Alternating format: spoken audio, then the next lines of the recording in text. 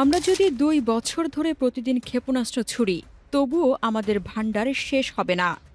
এই বিস্ফোরক মন্তব্যে মধ্যপ্রাচ্যে নতুন করে উত্তেজনা ছড়িয়েছে। ইরানের বিপ্লবী গার্ড বাহিনীর ভাষায় দেশের অনেক ভূগর্ভস্থ ক্ষেপণাস্ত্র ঘাঁটি ও প্রতিরক্ষা অবকাঠামো এখনও বিশ্ব দেখেনি। অথচ মাত্র 12 দিনের সংঘাতের পরে ইসরায়েল ও ইরানের মধ্যে যে যুদ্ধবিরতি কার্যকর হয়েছে, তেহরান সেটাকে কোনো শান্তি নয়, বরং একটি বড় যুদ্ধের ট্রেলার হিসেবেই দেখছে।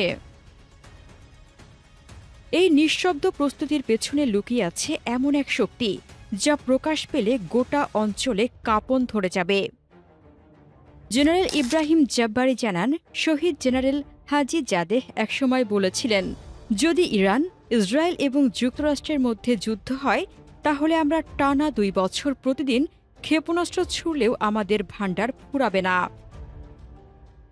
শুধু তাই নয়, জাব্বারি স্পষ্ট করে বলেন, ইরানের ভূগর্ভস্থ ক্ষেপণাস্ত্র শহর ও প্রতিরক্ষা স্থাপনাগুলোর অনেক কিছু এখনও গোপনে রয়ে গেছে, যা বিশ্বের কেউই দেখেনি। তিনি হুঁশিয়ারি করে বলেন, যদি ইহুদি শত্রুরা ইরানে হামলা চালায় তবে সেটি এক ঐতিহাসিক দিন হবে, যেদিন আইআরজিসি সেনাবাহিনী, বিমান ও স্থলবাহিনী সর্বশক্তি নিয়ে ঝাঁপিয়ে পড়বে। যুদ্ধ তখন শুধু প্রতিরোধ হবে না, যা হবে এক অপার বিস্ফোরণ, যার প্রতিধ্বনি ছড়িয়ে পড়বে গোটা মধ্যপ্রাচ্যে। এদিকে 12 দিনের সংক্ষিপ্ত যুদ্ধের পর ইসরায়েল ও ইরানের মধ্যে যুক্তরাষ্ট্রের মধ্যস্থতায় একটি যুদ্ধবিরতি কার্যকর হয়েছে।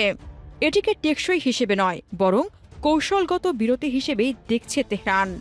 দীর্ঘদিনের স্ট্র্যাটেজিক পেশেন্স বা কৌশলগত ধৈর্যের নীতির অংশ হিসেবে ইরান এখন নিজেদের নতুন করে সাজাচ্ছে এবং দীর্ঘমেয়াদী সংঘাতের জন্য প্রস্তুতি নিচ্ছে। এ যুদ্ধে ইসরায়েল জয় দাবি করলেও ইরান নিজেদের বিজয়ী বলেই মনে করছে। ইরান এ সংঘাতকে ইম্পোজড ওয়ার বা চাপিয়ে দেওয়া যুদ্ধ হিসেবে দেখছে, যা যুক্তরাষ্ট্রের গ্রিন সিগন্যালে সংঘটিত হয়েছে।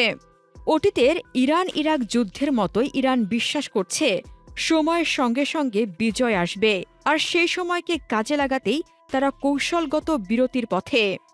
ইরান নিজেদের সামরিক শক্তির নতুন করে গড়ে তোলায় মনোযোগ দিচ্ছে, বিশেষ করে স্বল্প ও মধ্যম পাল্লায় ক্ষেপণাস্ত্র মজুদ বৃদ্ধি।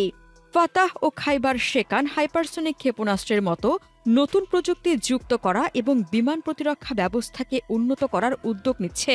ইরান উপলব্ধি করেছে, আধুনিক যুদ্ধে শুধু ক্ষেপণাস্ত্র বা ড্রোনের উপর নির্ভর করে জয় সম্ভব নয়। তাই রাশিয়ার S-400 আকাশ প্রতিরক্ষা ব্যবস্থা এবং Su-35 যুদ্ধবিমান কেনার বিষয়ে তেহরান আগ্রহী।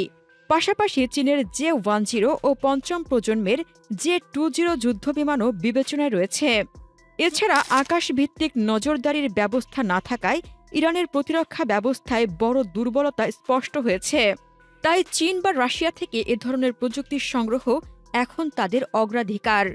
ইরান এখন যুদ্ধের ক্ষত সরানোর পাশাপাশি ধীরে ধীরে সামরিক, কূটনৈতিক ও মনস্তাত্ত্বিক লড়াইয়ের প্রস্তুতি নিচ্ছে। তাদের বিশ্বাস, সময়ের সঙ্গে সঙ্গে ইসরায়েলের ভেতর ও বাহিরে চাপ বাড়বে, আর এ সময়কে কাজে লাগিয়েই তারা নিজেদের শক্তি সঞ্চয় করবে। ফলে এই যুদ্ধবিরতি আসলে কোনো বড় শান্তি নয়, এটা কেবলমাত্র আরও বড় সংঘাতের আগাম প্রস্তুতি। প্রিয় দর্শক, ইরানের এই প্রস্তুতিকে আপনি কিভাবে দেখছেন? আপনার মতামত কমেন্টে জানান। ইরান ইসরায়েল যুদ্ধে এবং বিশ্ব রাজনীতির সবচেয়ে তীব্র বিশ্লেষণ পেতে আমাদের চ্যানেলটির ভিডিও ট্যাব থেকে ঘুরে আসুন। এই ভিডিওটি ভালো লাগলে লাইক বাটনে ক্লিক করুন।